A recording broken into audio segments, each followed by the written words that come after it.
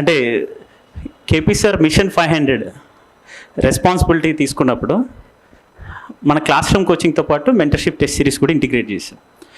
So sir next generation leader తయారు చేస్తూ వచ్చారు. సార్కున్న విజన్ ఏంటి, ప్రతి రాష్ట్రంలో, ప్రతి దేశంలో, ప్రతి జిల్లాలో తన విద్యార్థి ఒక ఐఏఎస్ ఐపీఎస్ ఆఫీసర్గా ఉండాలని లక్ష్యం. సో మనం ఇప్పుడే పాన్ ఇండియాకి కూడా విస్తరించాం. అయితే సార్ అనుకున్న కళ సార్ అనుకున్న కళలు నెరవేరాలంటే ఇంట గెలిచి రచ్చ గెలవాలి. టీఎస్పీఎస్సీ స్టార్ట్ అయినప్పటి నుంచి మిషన్ 500 అని స్టార్ట్ చేసినాం. మిగతా వాటిల్లో మిషన్ 30 ఏపీపీఎస్సీ గ్రూప్ 1 అయిపోయింది. అండ్ ఇప్పుడు మిషన్ 100 అని స్టార్ట్ చేసాం. అప్పుడు అది యూపీఎస్సీకి అవుతుంది, మన టీఎస్పీఎస్సీ అవుతూనే ఉంది. నాకు మిషన్ 500 అనే టార్గెట్ సార్ లాంచ్ చేసిన దానికి అంటే 503 పోస్టులు ఉన్నాయి, ఇప్పుడు ఇంకా పెరుగుతున్నాయి. ఇప్పుడు దాన్ని మిషన్ 600 700 చేసి మిషన్ 500 600 చేసి, సో ఇది మాకు డబ్బు మీద అత్యాశ లేదు, కానీ ఈ విషయంలో మాత్రం చాలా ఎక్కువ అత్యాశ ఉంది. అంటే ఇది కేజీఎఫ్ లెవెల్లో ఉంది. అంటే మొత్తం బంగారాన్ని కొట్టాలి అన్న ఫీలింగ్ ఎట్లుందో, మొత్తం ర్యాంకులు కొట్టాలన్నంత కసి ఉంది. అది మీకు తెలిసే ఉంటుంది, మన ప్రోగ్రామ్స్ లాంచ్ చేసినప్పుడు ప్రతి ఒక్కటి మైక్రోలో డీకోడ్ చేసి.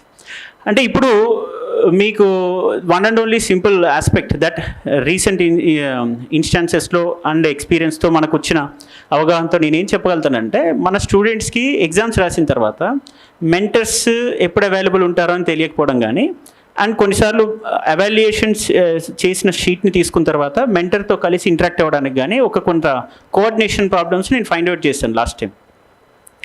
ఓకే, ఈసారి దానికి ఒక సొల్యూషన్ తీసుకొచ్చాము. Every Saturday will be a mentorship day.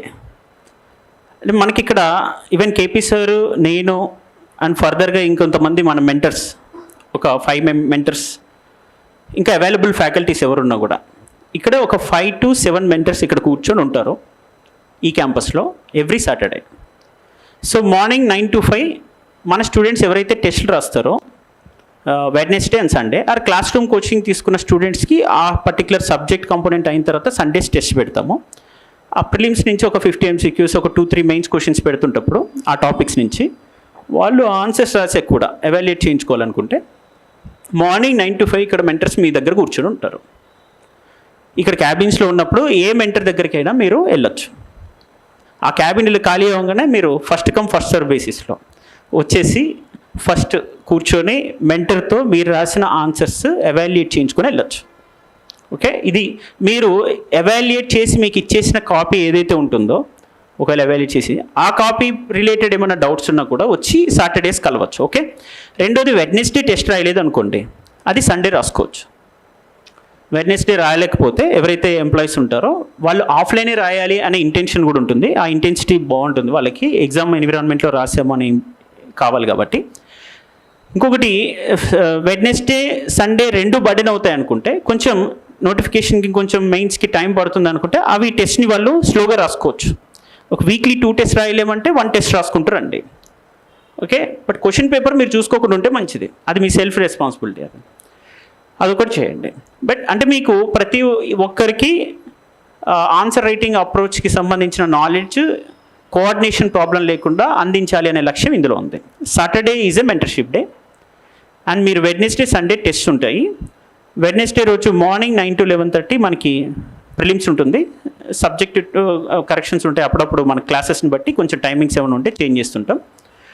And 11:30 తర్వాత ఒక 1/2 hour బ్రేక్ తీసుకొని ఒక ఎస్సే ఇస్తాము, 1 hour ఎస్సే రాయాలి. తర్వాత 2 to 5 మెయిన్స్ ఎగ్జామ్ ఉంటుంది, 15 questions ఫుల్ లెంత్ టెస్ట్ ఉంటుంది. ఇది వెడ్నెస్డే సండే మనం కండక్ట్ చేయబోతున్న టెస్ట్. ఇది ఎవరికి, వెటరన్స్కి.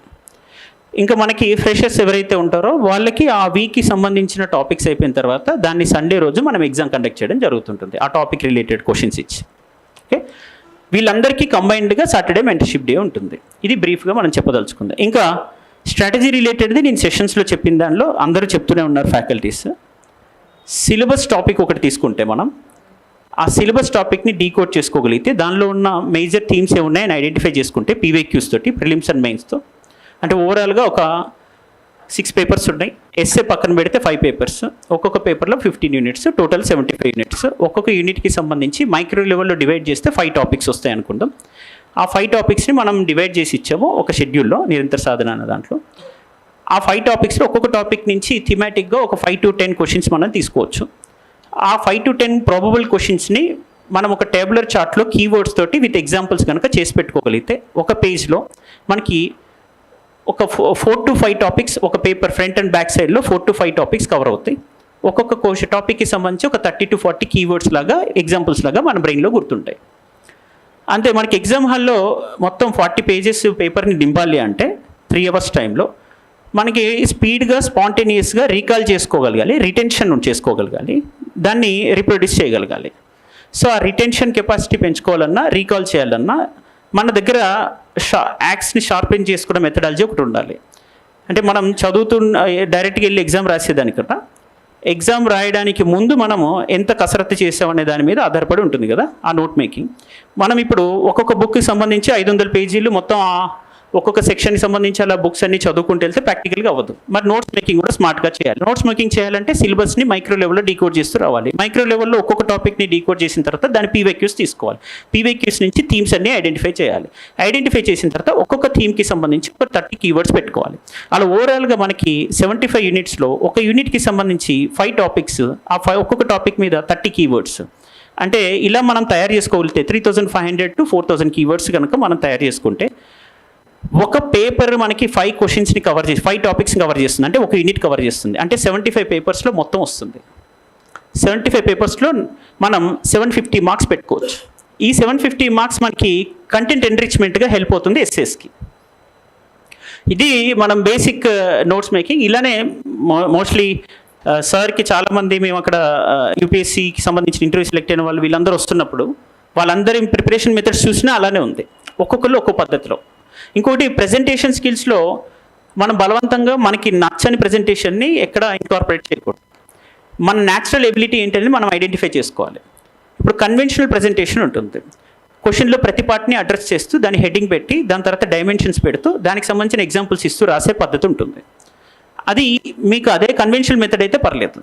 లేదు మీకు చిన్నప్పటి నుంచి ముగ్గులేయడం అలవాటు బాగుందంటే మీరు వేయచ్చు. ఆ అలవాటు ఉన్నప్పుడు మళ్ళీ కొంచెం కేర్ఫుల్గా ఉండాలి ఆ ప్రెజెంటేషన్లో. ఎందుకంటే ఫ్లో మిస్ కాకూడదు. ఎగ్జామినర్కి డిజోరియంట్ అవ్వకూడదు ఆన్సర్. ఇంట్రడక్షన్ నుంచి కంక్లూజన్ వరకు ఆ ఫ్లో జనరేట్ అవుతున్నాయి. ఆ ఫ్లో చార్ట్స్ ఉండగలగాలి. ఫ్లో చార్ట్ అంటేనే ఫ్లో డిస్టర్బ్ కాకుండా ఉండే చార్ట్. సో అది కరెక్ట్గా ఉండగలగాలి. సో మీ ప్రెజెంటేషన్లో ముందే మీరు డిసైడ్ చేసుకోవాలి. అంటే సబ్పార్ట్స్ తీసుకుంటారా, డైమెన్షన్స్ తీసుకుంటారా, లేదా వాటిని సర్క్యులర్ ఫ్లో చార్ట్స్లోనో రెక్టాంగులర్ స్క్వేర్స్లో వాటిని ఫ్లో చార్ట్స్ ప్రజెంట్ చేస్తారు అనేది మీకున్న స్కిల్ మీద డిపెండెంట్ ఉంది. ఇంకొక మేజర్ థింగ్ యూనిఫామ్ టెంప్లెట్ అనేది పెట్టుకోవాలి. Line to line, word to word space అనేది యూనిఫామ్గా ఉండాలి. ఇప్పుడు లెఫ్ట్ మార్జిన్ ఎక్కువ విడిచిపెట్టడము, ఇలా ఒక అలైన్మెంట్ కరెక్ట్గా లేకపోవడం అనేది చూస్తే ఎగ్జామినర్ ఇప్పుడు థౌజండ్స్ ఆఫ్ కాపీస్ ఉంటాయి. ఇప్పుడు 600 అంటే 30,000 ప్లస్ అనుకోండి స్టూడెంట్స్. వాళ్ళందరిలో నుంచి మిమ్మల్ని సెలెక్ట్ చేయాలంటే మీ కాపీకి ఉన్న యూనిక్నెస్ ఏంటనేది తెలియాలి. సో అంటే 1:50 అనుకోండి. మిగతా 49 మందిని పక్కన పెట్టి మిమ్మల్ని ఎందుకు తీయాలి అంటే నాకు ప్లెజెంట్గా ఉండాలి పేపర్. న్యాచురల్గా అది ఫస్ట్ ఇంప్రెషన్ ఇస్తుంది. అది కూడా చాలా ఇంపార్టెంట్. అప్పుడు మీకు రైటింగ్ లెజిబిలిటీ పెరగాలంటే అక్షరాల సైజు పెంచడం, పదానికి మధ్య ఒక యూనిఫామ్ ఉండాలి. ఒక పదానికి ఎక్కువ గ్యాప్ తక్కువ గ్యాప్ కాకుండా ఒక యూనిఫామిటీ మెయింటైన్ చేయగలగాలి. అండ్ బోర్డర్ అలైన్మెంట్ యూనిఫామిటీ ఉండాలి. లైన్ టు లైన్ స్పేస్లో యూనిఫామిటీ ఉండాలి.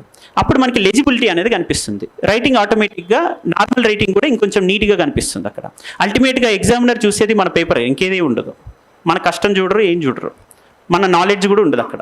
సో మనకి ఎగ్జామ్ హాల్కి వెళ్ళే ముందే షార్టెస్ట్ మెథడ్ ఆఫ్ నోట్స్ అనేది ఉండాలి. 1 అవర్లో రివిజన్ చేసేటట్టు ఉండాలి. అదొక స్ట్రాటజిక్గా చేసుకొని పెట్టుకుంటాం నోట్స్. దాంతోపాటు నెక్స్ట్ మనం చేయాల్సింది ప్రెజెంటేషన్ స్కిల్స్ని ఫోకస్ చేసి పెట్టుకుంటాం. కంటెంట్ ఎన్రిచ్మెంట్ ఆల్రెడీ ఈ కీవర్డ్ ఓరియంటెడ్ చేసుకుంటే అయిపోతుంది. సో 2 hours మీరు క్లాస్ విన్నారంటే ఇంకో 2 hours దీని మీద కసరత్తు చేయాలి. ఆ పీవైక్యూస్ ఏంటో చూసుకుంటాం, థీమ్స్ ఐడెంటిఫై చేస్తాం, కీవర్డ్స్ రాసి పెట్టుకుంటాం. అది కీవర్డ్స్ చూడగానే బ్రెయిన్లో గుర్తు రావాలి.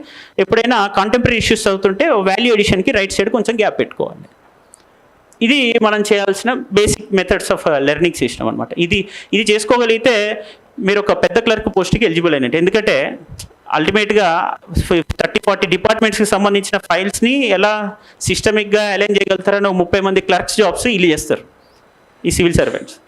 సో వాటిని అంత స్మార్ట్గా అలైన్ చేయగలగాలంటే 90% మన ప్రిపరేషనే మనకి నేర్పిస్తుంది అనమాట ఆ స్కిల్స్ని. సో ఇది మీరు ప్లాన్ చేసుకోవాలితే అయిపోతుంది. దానికి సంబంధించిన ప్లానింగ్ షెడ్యూల్ మొత్తం కూడా మీకు ఇక్కడ షెడ్యూల్ ఆల్రెడీ ఇస్తున్నాము కరిక్యులంలో. టెస్ట్ సిరీస్ రాస్తున్న వాళ్ళకి అది ఇచ్చిన తర్వాత దాని టెస్టులు పెట్టినప్పుడు మీరు వచ్చిన తర్వాత మీ నోట్స్ చూపించవచ్చు. ఈ నోట్స్ కరెక్ట్ అయినా ఉంటుంది, దీనిలో ఇంకొంచెం అడ్వాన్స్ లెవెల్ ఎలా వెళ్ళొచ్చు, ప్రెజెంటేషన్ ఎట్లా ఉంది, ఇవన్నీ మీకు చెప్పిన మెథడ్స్ కరెక్ట్గా వెళ్తున్నాయా లేదా అని చెక్ చేసుకోవాలంటే మెంటర్స్ని మీరు కలుస్తుంటే వాళ్ళు సజెషన్ ఇస్తుంటారు. ఫస్ట్ మీట్లో మీకు వచ్చిన ఎక్స్పీరియన్స్కి 10th మీట్లో వచ్చిన ఎక్స్పీరియన్స్కి మధ్య డిఫరెన్స్ మీరే గమనించుకోగలిగితే మీ ఇంప్రూవ్మెంట్, మీ కంటెంట్ ఎన్రిచ్మెంట్, మీ వాల్యూ ఎడిషన్ అంత ప్రెజెంటేషన్ స్కిల్స్ అన్నీ తెలిసిపోతాయి అక్కడ. Right, all the best. ఏదైనా డౌట్స్ ఉంటే మీరు అడగచ్చు తర్వాత. అండ్ ఇక్కడ క్లాస్ రూమ్ కోచింగ్ జాయిన్ అయ్యే మన ఓల్డ్ స్టూడెంట్స్ అందరికీ కూడా 50% కన్సెషన్ ఇవ్వబోతున్నాం మన ఓల్డ్. సో ఫ్రెషర్స్ ఫస్ట్ 100 అడ్మిషన్స్కి ప్రజెంట్ దానికి ఒక ఆల్రెడీ మోడల్ నడుస్తుంది. దానికి సంబంధించి ఏదైనా ఉన్నా కూడా మన వాళ్ళు కౌన్సిలింగ్ ఇస్తారు.